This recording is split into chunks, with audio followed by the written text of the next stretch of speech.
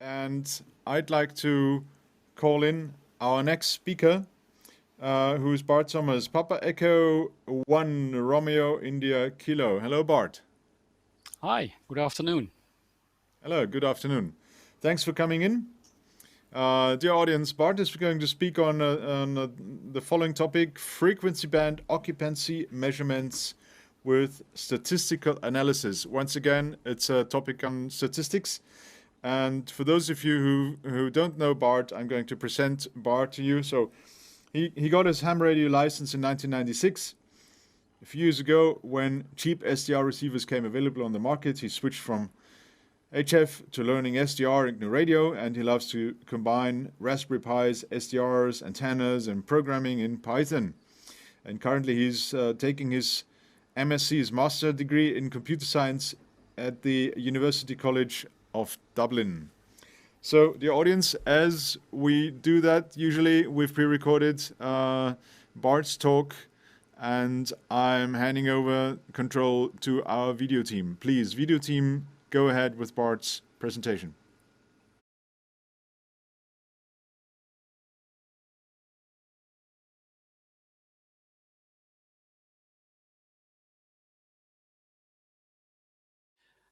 Hello, my name is Bart Somers, Papa Echo 1 Romeo India Kilo, and I would like to introduce you to my current project. It's frequency band occupancy measurements with statistical analysis.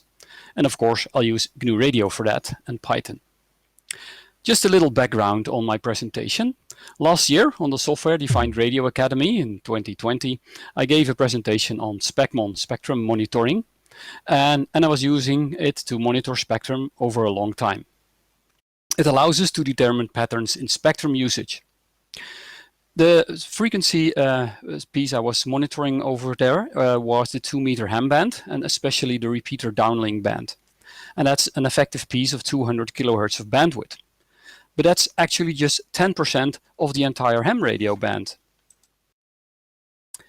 And this was one of the presentations, one of the slides from the presentations from last year. And as you can see, over the 24 hours in the day, this was May 5th, 2020. You see the usage over here, and it's just a few percent or just a single percent of usage, and it spikes here somewhere around noon. There was probably a meetup over there. The software I used had some limitations though. It uses integrations of samples to detect increasements of power, and an integration time of a single second. This leads us to the problem that short bursts are not visible or they're just displayed as a single second transmission. And the scaling of bandwidth is difficult. If small power increasements will be difficult to see if you increase the bandwidth you are monitoring with this setup. The time resolution. 1 second time resolution is quite a big time frame. It's not for analog radio though. If you push your push-to-talk button and start transmitting out your NBFM transmission, of course you will be speaking for more than a second. But if you take AIS signals from ships, for example, one transmission is 26 milliseconds. And if you take a DMR, or TDMA burst, a single burst is 27 milliseconds. And you want to capture those frames and not get them together in a single second. So we need a smaller time frame. So we need less integration time. The measured values become smaller, of course, but signals are still visible. And we can remove the running average in there. So I start doing some tests on small bursts. AIS signals, they do trigger the threshold. And I got more short signals visible in my measurements. Probably more spikes. Radio frequency interference can be a problem, but it's hard to determine without decoding. So the threshold becomes more and more important. The first experiment I did after this was to see if we can detect lightning. Lightning just increases the noise level or the power in a broad spectrum, so we might be able to see these changes. We need a piece of spectrum without users for this, of course. And in the Netherlands, in the EU, we've got some spectrum allocated for radio astronomy. Or in this case, I used a piece of our 10-meter ham band. And this 100 kilohertz I took was the part between the repeater input and output on the band. The measurement setup I used was my Lime SDR Mini on the frequency in the 10 meter band, and I just decimated to get 100 kilo samples per second, so that's 100 kilohertz. A relatively low gain, and I used my disc cone antenna for this. Lightning, well, you can hear it, and you can hear thunderstorms, but you never know how far away they are. So I compared my results with blitzordnung.de, and I measured from August 8 until August the 31st in 2020.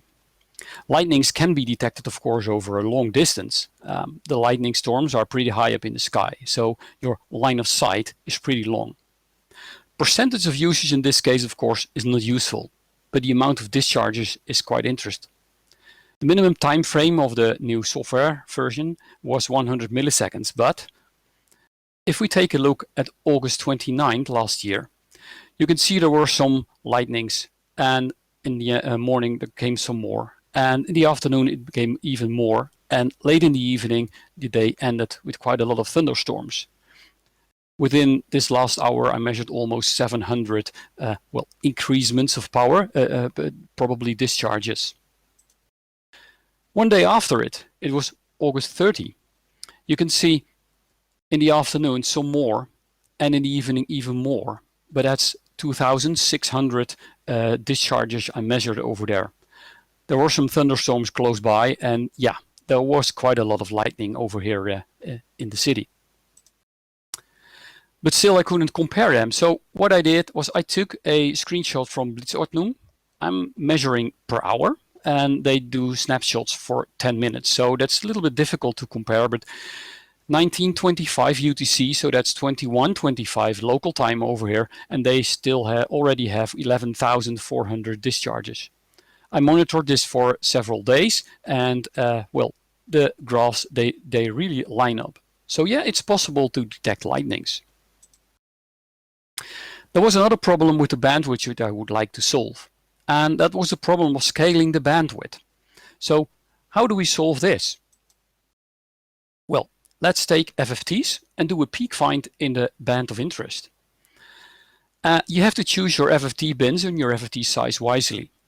Narrow band signals require smaller FFTs. I compare them with the International Telecommunication Union, and they advise you to use 6.25 kilohertz widths of bins for your FFT sizes. I think they're pretty big. If you take very small band signals like CW or FT8, they probably got drowned within the wide 6.25 kilohertz. So better you could take something like 500 hertz or a kilohertz and start monitoring with that. I use the FFT block in GNUradio, and I want to FFT just every sample. I don't want to drop anything. I use a complex to magnitude squared for the power indication. I integrate some vectors. Yeah, this limits my time frame, but after normalizing, I can really see some interesting results in the values. And then I do a peak find. When we want to find a peak, we do need to have something like a threshold, because there always will be peaks and very small peaks, as it's just noise over there. So we need to have some threshold to well, trigger it is it comes above this this baseline. And if it's above my threshold and under my threshold, just exactly like last year, we just print out the line with the timestamps, but now with a smaller time frame than a single second. Peak find, though, works great when the spectrum is really flat. Signals above the baseline will trigger the threshold, but the spectrum isn't flat. It's curved at the edges, do the FFTs or do your SDR, and you might have some DC peak remainders in the middle of your spectrum. And this is a sample snapshot I took. As you can see, it's pretty low down here, and we've got a DC peak remainder over here. Yeah, there is a DC peak filter, but in this case it drops down, but it also can have a little peak up here, which would limit your threshold. And see this bump over here. I can't put a threshold lower than this, as it would always trigger the threshold. So how do we solve this? Well, I was thinking and I found the log 10 block into GNUradio. It says n times log 10. So yeah, we want to have n equals 10 for a dB-like scale. And then we've got the magic K over here. And if you fill in the K, you just lift the spectrum. And you lift the spectrum everywhere for the same ray. As you can see, it's just exactly the same line, but it's lifted a little bit. So this made me think, what if every item in the vector could have its own K or its own constant? Can we flatten out the vector? And it appears, yes, we can. Not with a log 10 block, but with adding a vector. So I call this a calibration vector and use this calibration vector as K or the constant. So we need to calculate this calibration vector for your setup. And with a constant value, for example, 0, and then we have to measure some values. And the measured values we take for this baseline, this calibration, are created with a dummy load. So your entire setup, don't connect an antenna, connect a dummy load, record something, and from the recorded values, create your baseline, your calibration vector. And guess what happens? My spectrum is flat. The DC peak is away, and this bump is away over here. But as it's just a constant adding, if we've got a little increasement over here, the increasement over here will be exactly the same. So now I do have a very flat spectrum, and this little green line over here is my baseline, which is a very flat baseline. And if we zoom in a little bit, you can see, well, it's just wobbling away with some peaks, but this is just noise. Well, we do have a flat baseline. We can use a flat threshold.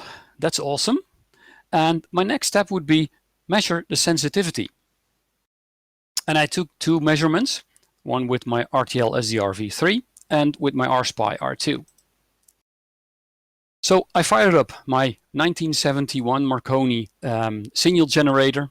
It's made with tubes, so it took some time to heat up, but with some friendly amateur who calibrated this at 0 dBm output, I can use this as a reference. Reference in a 2 meter ham band. And then we've got a 0 dBm output into the attenuator, and I can switch and switch until I've got my required signal strength. The antique Marconi, I really love the machine, but it's made with tubes, so it takes an hour or two to stabilize. After that, you're pretty sure you can keep your coffee warm on top of the signal generator, and then start saving vectors with the dummy load, create a calibration vector, and use that as a calibration vector with the GUI to start tuning and see what's happening. My RTL SDR, well, this is a peak of minus 95 dBm. As you can see over here, it's a value approximately 20. Well, no things about it, just 20, which I measure over here. And this is just a noise. As you can see, we've got a threshold over here. It's way above the threshold. Minus 105 dBm. This is interesting. It's approximately 11. That's also 10 values lower with 10 dBm decreasement of signal. And then at minus 115 dBm, you see we've got a very small peak over here. And this is the threshold. I can reliably detect this, but if I lower the threshold, the noise peaks will start generating false positives. So this is neat. My RSpy R2, minus 114 dBm. It's also approximately 20, well, it's 23 over here.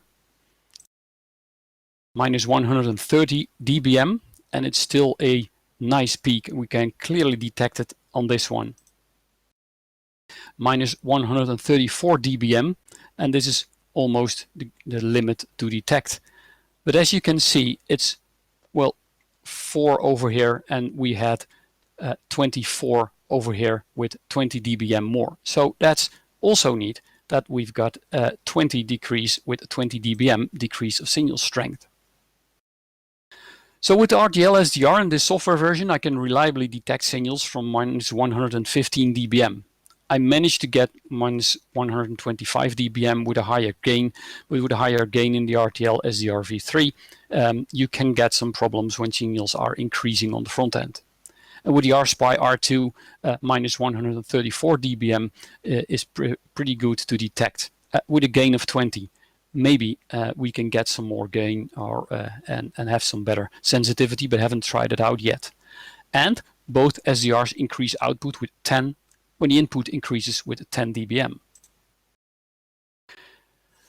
So now it's time to start spectrum monitoring with a flat baseline and a known sensitivity. We use the same method, SpecMon from 2020, although with new software version, above and under the threshold.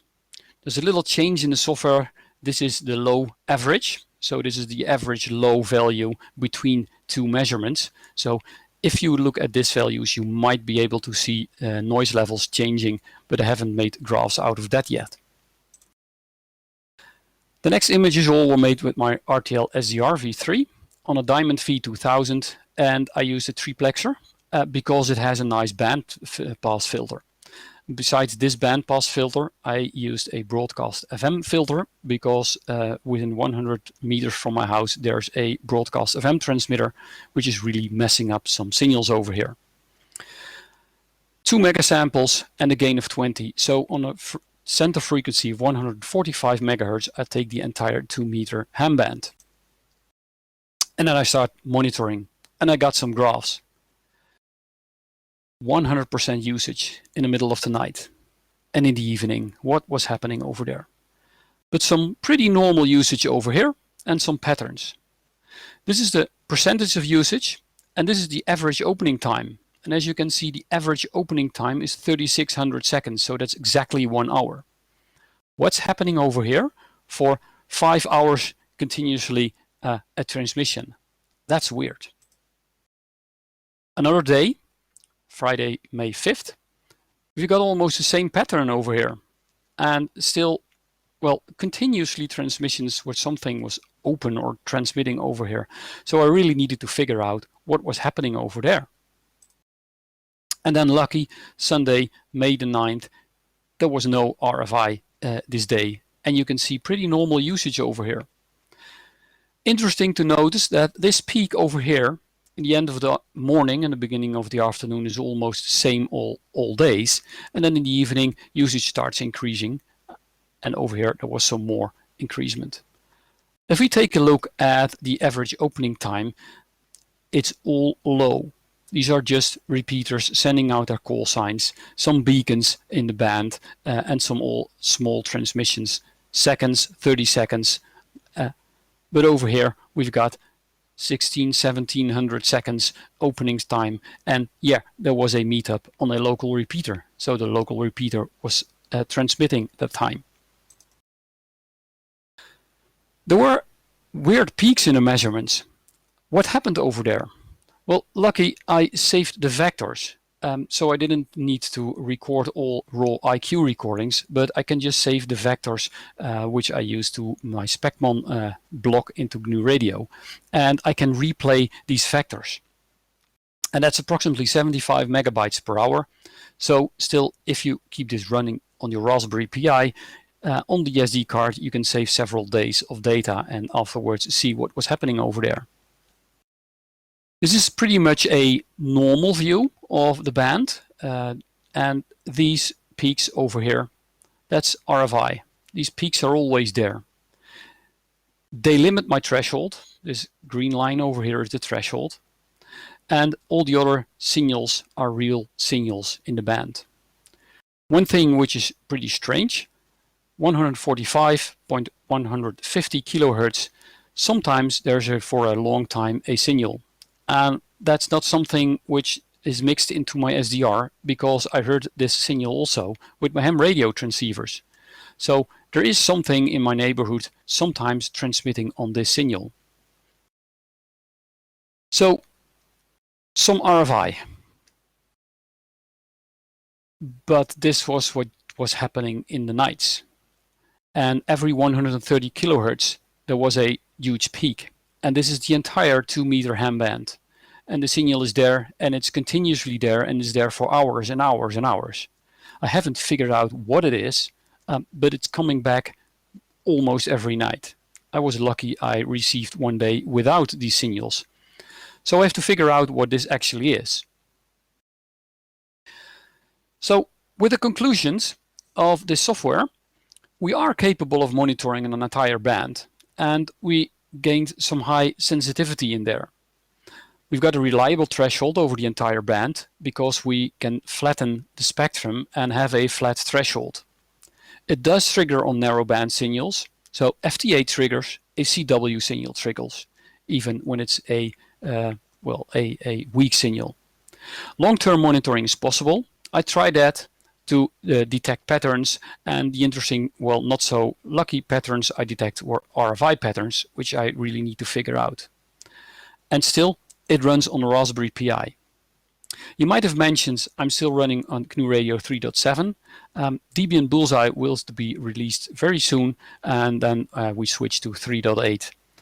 And again, we need to lower the time frame even more to get some very small bursts. Well, I would like to thank you for watching my presentation. You can find the software on my GitHub page, which I mentioned over here. And if you have some additional questions, please send me an email. Thank you.